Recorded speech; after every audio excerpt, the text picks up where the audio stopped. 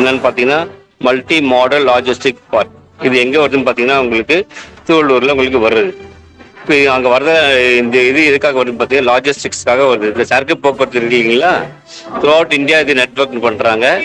இந்த எம்எல்பி வந்து தமிழ்நாட்டில் மட்டும் நடக்கல, இந்தியா இந்தியா ஃபுல்லாக நடக்குது. 35 இடத்துல இது நடக்குது உங்களுக்கு. அது மட்டுமே இல்லாமல் இந்த ப்ராஜெக்ட் வந்து பார்த்தீங்கன்னா 46,000 கோடியில் வந்து பண்ண ப்ராஜெக்ட் வந்து நிதி ஒதுக்கப்பட்டிருக்கு.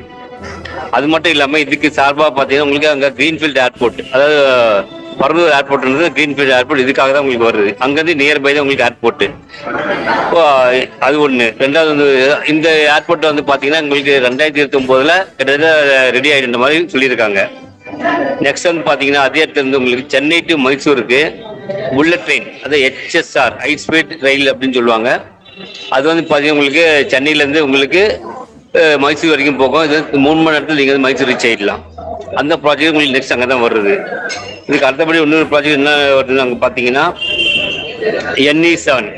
NEனா நேஷனல் எக்ஸ்பிரஸ் வே, இதுக்கு பேர் தான் NE7. அது ஒரு ரோடு, இது ரோட் டிரான்ஸ்போர்ட் உங்களுக்கு. இது வந்து உங்களுக்கு ஸ்ரீபெரும்புத்தூர்லேருந்து பெங்களூரில் உள்ள எலக்ட்ரானிக் சிட்டி இந்த இடத்துக்கு கனெக்ட் பண்ணுறது. இது வந்து ஃபுல் அண்ட் ஃபுல்லாக பார்த்து லாஜிஸ்டிக்காகவே இதை ரெடி பண்ணுறாங்க. சரக்கு போக்குவரத்துக்காகவே இது ரெடி பண்ணுற ஒரு மையம் தான். இந்த இத்தனை ஃபெசிலிட்டிஸும் வந்து உங்களுக்கு சரக்கு போக்குவரத்துக்காக மெயினாக பண்ணுறதுக்கு காரணம். இதுக்கெல்லாம் பார்த்தீங்கன்னா கிட்டத்தட்ட உங்களுக்கு 1 லட்சம் கோடியிலேருந்து கிட்டத்தட்ட 2 லட்சம் கோடி வரைக்கும் இன்வெஸ்ட் பண்ணுறாங்க இந்த இடத்துல. இப்போ இதில் வளர்ச்சி வந்து ஒரு 3 வருஷம் 4 வருஷம் 5 வருஷம் படிப்படியாக குரோத் ஆகும்போது இது விலைவாசி அவங்களுக்குள்ள வசதிகள் செம்மையாக அவங்களுக்கு ஏறிடும். அதனால இந்த இடம் தான் பேஸ் பண்ணி நம்ம சரௌண்டிங் நம்ம யாரெல்லாம் இடம் இன்னைக்கு வாங்கி போடுறாங்களோ 3 இயர்ஸ்லேருந்து 5 இயர்ஸ்க்கு அப்புறம் பார்க்கும்போது அவங்களோட அப்ரிசியேஷன் வந்து எக்கச்சக்கமாக இருக்கும். அது நினச்சி பார்க்காத அளவுக்கு கண்டிப்பாக இருக்கிறதுக்கு நிறைய வாய்ப்புகள் இருக்கு. இன்னொரு ஏர்போர்ட், NE7, புல்லட் ட்ரெயின், இப்போ multi model logistic park MMLP, இது 4 ப்ராஜெக்ட் இப்போ இருக்கு. அங்கே எக்ஸ்ட்ரா வந்து ஒன்று ரோடு ஒன்று போட்டதா சொல்லிட்டு இருக்காங்க.